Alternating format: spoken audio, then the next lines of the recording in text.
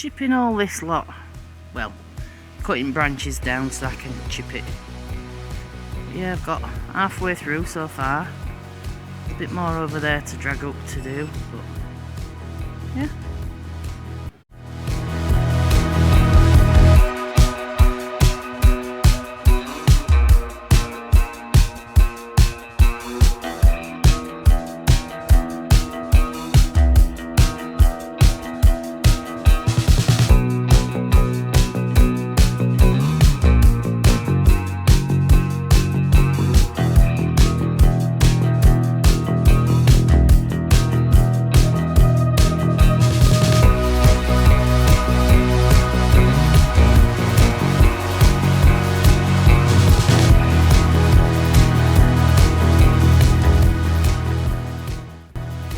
So that's the big pile of trees gone from there.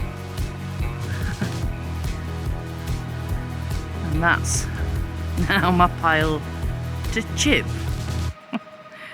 So I just cut it all down so it doesn't get stuck in chipper, because it's not a massive one, but it's quite a good one. So it'll take quite thickish branches. And then this lot is the bigger bits that Rob will come and cut down with a rip saw, and then we'll put it onto wood pile, which is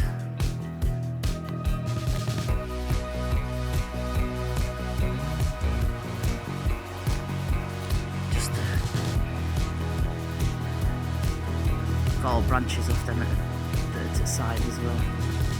So for now, once I've chipped and Rob's done that, we're all clear again until we start chopping this lot down, and then we start again. We have a beautiful day, quite warm, and I've finished the chipping today. I started it yesterday because it started off really nice, and then in the afternoon we had hail and rain and a very cold wind. So all that big pile of chipping resulted in nearly a cubic metre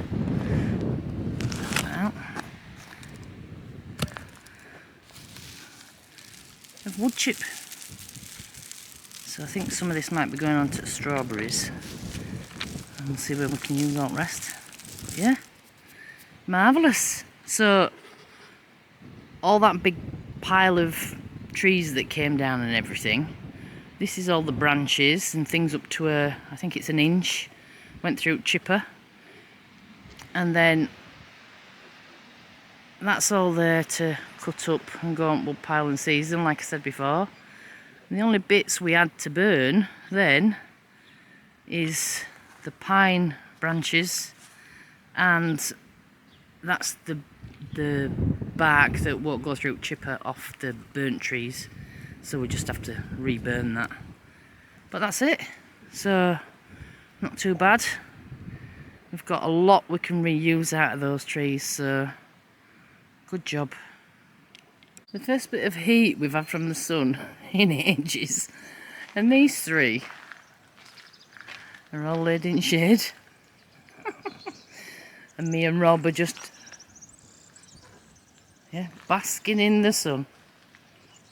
I'm just weeding round the fruit trees that we've got in two lines down the side of the house that looks out onto the view.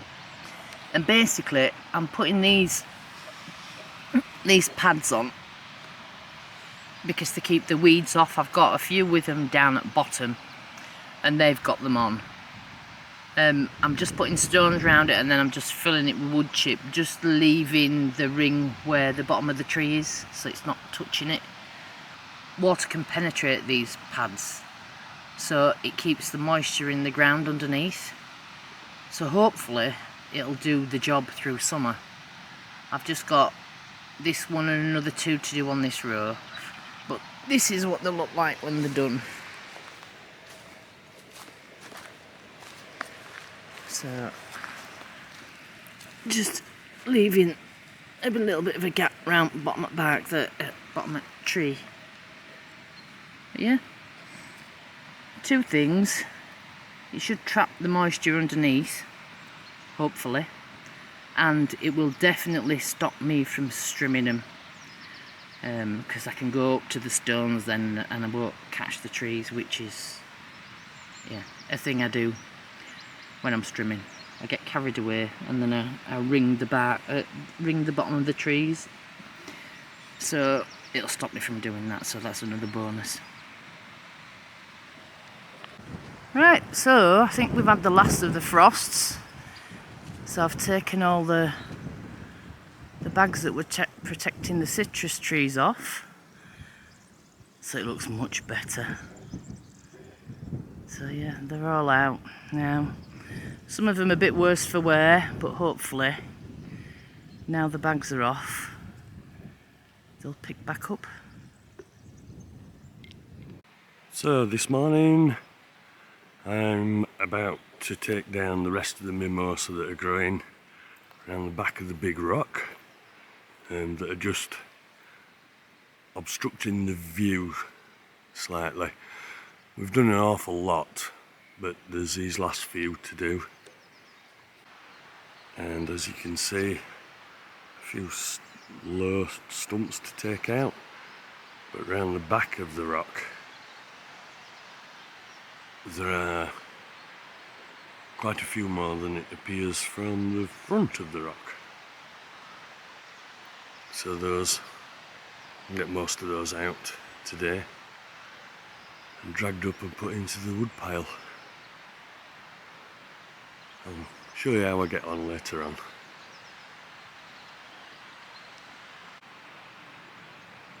So this is the view now from the big rock, with very few dead trees to spoil the view.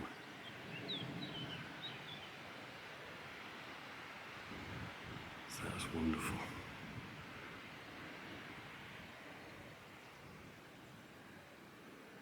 What a view, $1 million view.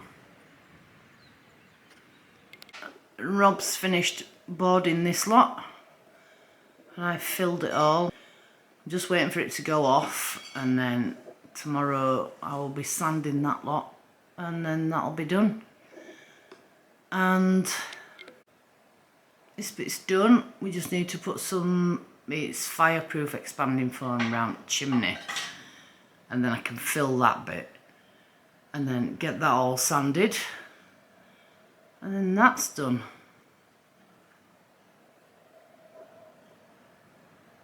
While Rob's been chopping them trees down, I've been filling in the barn, so I need to let it go off. So I'm going to trim this bit here, because it's getting a bit long around the edges. So yeah. But as usual, I'll show you when I'm done. Right, that's all trimmed. Looking much, much better. Much better.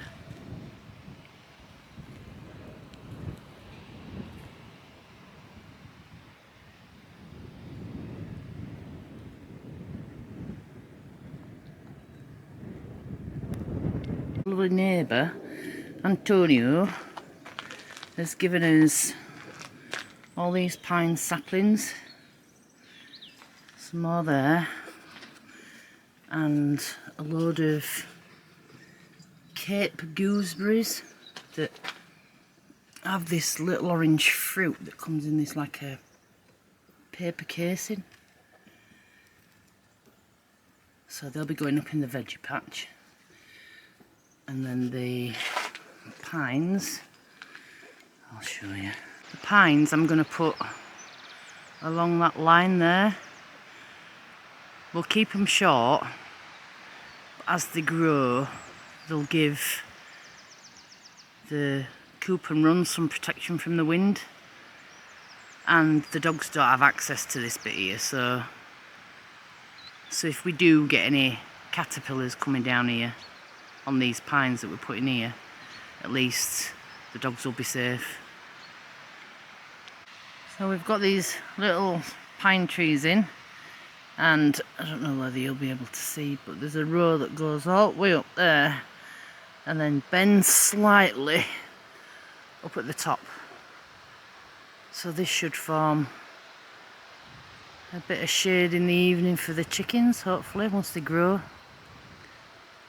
But we'll see.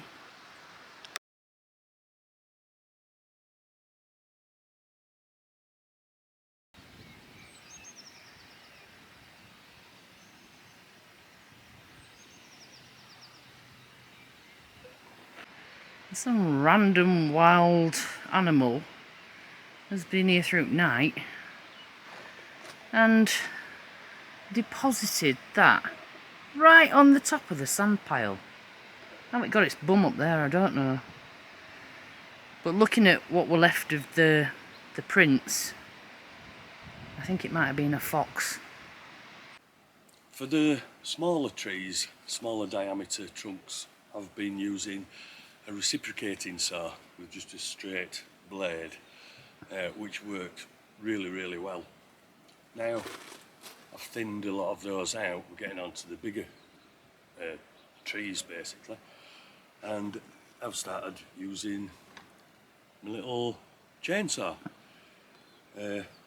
36 volt, takes 2 batteries, very easy to keep the chain tensioned, and it's brilliant. If you're just taking a few trees down, it's absolutely fantastic. Great bit of kit. Highly recommend it. Get one.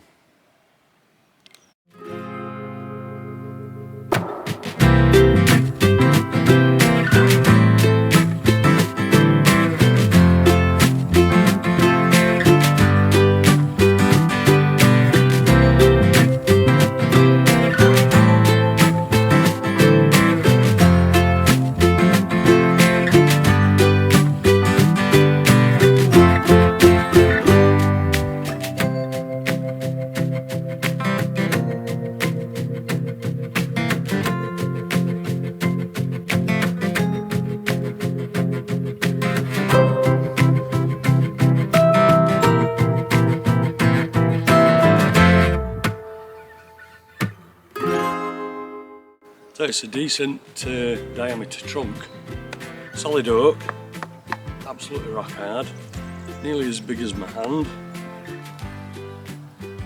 And this little fella made mincemeat of it. Yesterday I spent most of the day taking down burnt oaks from all around this area. I was covered in them, simply because we needed to create space for the young oak saplings to get some more light and flourish this spring and summer. There's still more to take down, as you can see. But I've got rid of quite a lot, and in the process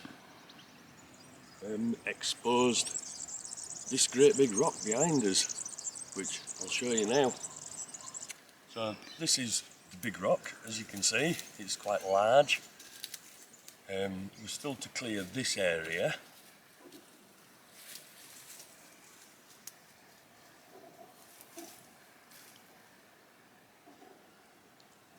And down in this kind of crevice here, it's very damp, and there's a channel that runs down the hill.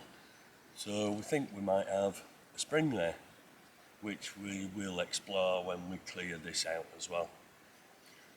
The other thing we need to do is we have a lot of mimosa saplings coming up, so those all need to be taken out by the root if we can. If not, we tend to snap them very low down and pull the bark down, which we've been told kills them and kills the root as well. So that's another big job because they're everywhere. And down here, this is the base of the big rock. There's another big rock there as well. It's very damp. and there's a channel that runs off down that way. So this is where we think we might have, hopefully, a little spring. But we need to clear all this out because, as you can see, it's really dense. We've done the majority. There's just this bit round here left to do. This bit. So I've been strimming again today and doing some washing. So we've got all round the little vineyard done. Up the top end as well, all up there. All up there in the banking over the other side. I'm going to, one of his neighbours said to dig round the vines, dig like a circular channel, but build it up round the bottom of the vine. So I'm going to do that. I've also done a bit of research on it, whether I can mulch them with wood chip. Some say yes, some say no. So I'm not right sure what to do. But yeah, it'd be better if I could, especially I can strim in there then and I won't hit the vines. Which, yeah, that's why I use mower, but it's really hard going because it's really uneven. I've strimmed that bit. This bit were really, really long, so it's took a bit of time to get that all down. But it's coming up to tick season, so I want it as low as I can possibly get it. So I'll be carrying on with the rest of that lot in the next few days. And then we start again on the top terraces. All just chilling out in the sun, chewing sticks.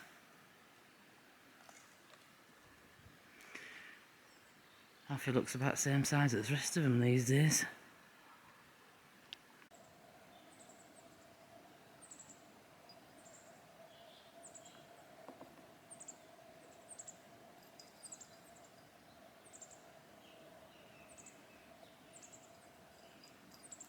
This little hen's staying. Out of the 3 chicks are hatched, she's staying, and these 2 Val and Mr. Pearl are going over there. So I'll still be able to keep an eye on him. So our neighbour's agreed to take them because he's got about 40 chickens and I think he's got 1 rooster. So they should be able to have their own ladies over there, whereas here Riley's just not having it, and he's taken over this little hen. So they'll probably be much better there, and it's close by as well, which I'm pleased about. So yeah, they'll be going later today. Now the good weather's arrived, so have the flies, lots and lots of them. So we found last year that these fly traps work remarkably well, really, really good. They don't, bees tend to stay away from them, but obviously the flies go into them. Once they're in, they can't get out. But we also found last year that we caught a lot of Asian hornets, which are bee killers basically, but they are very, very good little things. You can see it's a bag with a one-way mesh with a hole in the bottom, and you get a little bag of really smelly stuff. So don't open it with your teeth, not a good idea. Pair of scissors.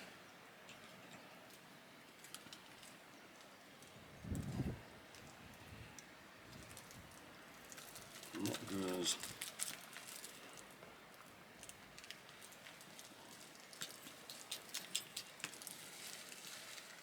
in there.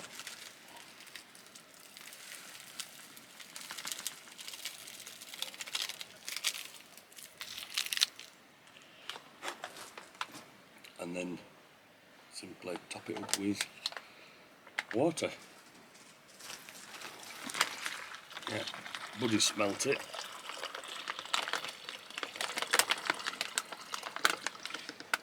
That should be enough.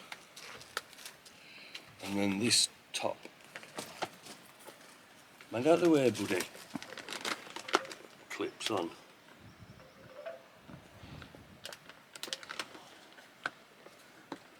Like that.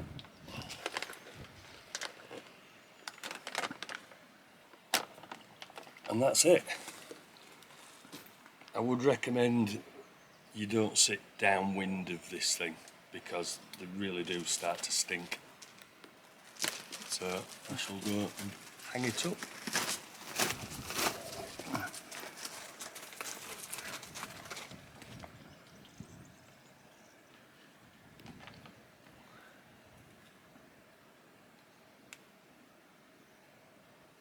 And that's it. Ready to go.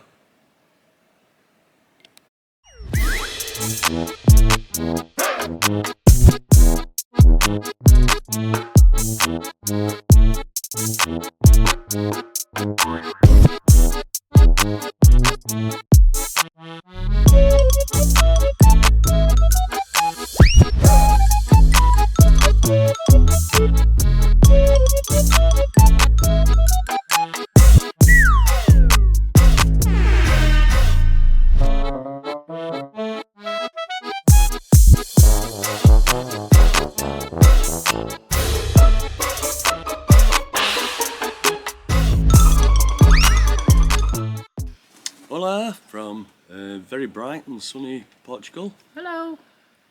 The weather has improved greatly over this last week, so priorities have changed somewhat. From the barn renovation, we're doing smaller jobs in there, and we're concentrating more on trying to get the land sorted, because in Portugal we have a certain time where we have to get all the land cleared, and then we have a fire ban, so you can't use metal bladed tools. Yeah, or petrol engines or anything like that.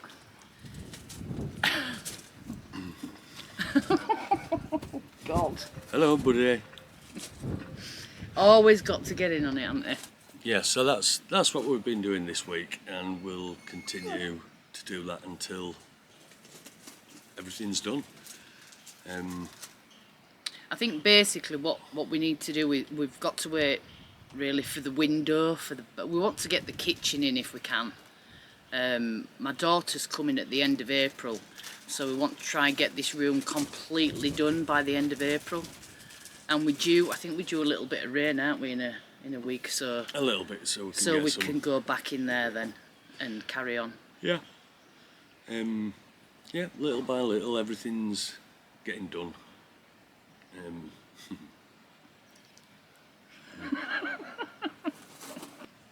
I think from next week we're going to change the video up slightly, and we are going to do the intro, because we've had quite a few new subscribers, so we think it's better that if anybody joins us, we introduce ourselves at the beginning of the video. Yeah. Just so everybody knows who we are, who the animals are and everything, and what we're all about, and yeah, just a minute or so just to explain to new viewers what we're up to. Yeah. And I think on that note, I think that's about it, isn't it, this week? Yeah, yeah. It's just great to be sat out in the sunshine again. We're very, very, very fortunate. Yeah, we appreciate what we have every day, and it's glorious. And as view is little by little opening up, so it's fantastic. Yeah. I hope you enjoyed the video. Please hit the subscribe button, the notification bell, like and share, and we will see you next week. So have a good week. Take care of yourselves. And we'll see you then. Ciao for now. Ciao for now. Bye. Bye.